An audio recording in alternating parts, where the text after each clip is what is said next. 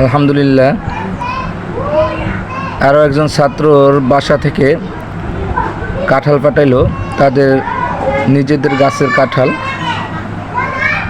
খুব মহব্বত করে পাঠাইলো আমাদের জন্য। এই যে আম পাঠাইলো, ঠিক আছে, যে আম, তারপর যে কাঁঠাল। আল্লাহ কার কখন কোথায় রিজিকের ব্যবস্থা করে রাখছে একমাত্র আল্লাহই জানে।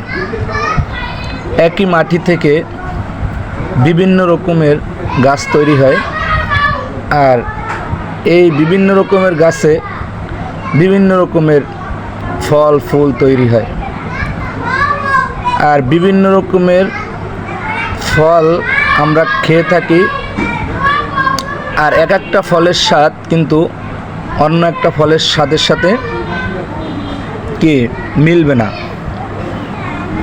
একই মাটি থেকে তৈরি সব ফল গাছ, কিন্তু কোনোটার স্বাদের সাথে কোনোটার স্বাদ মিলবে না। তাই আল্লাহর কাছে সব সময় শুকরিয়া আদায় করা উচিত যে আল্লাহ আমাদেরকে না চাইতেই এত ভালো ভালো খাবারের আয়োজন করে রাখছে। সেই আল্লাহর কাছে সবসময় আমরা শুকরিয়া আদায় করব, আলহামদুলিল্লাহ।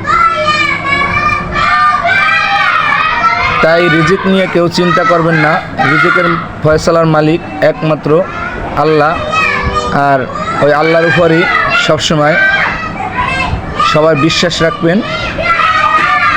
সব কিছুর ফয়সালা আল্লাহ নিজেই করে থাকেন। বান্দার মঙ্গলের জন্য যেটা ভালো হয় আল্লাহ সেইটাই উত্তম ফয়সালা করে থাকেন। তাই কখনো কষ্টের সময় বা দুঃখের সময় নিরাশ হইবেন না, সব সময় আল্লাহর উপর ভরসা রাখবেন।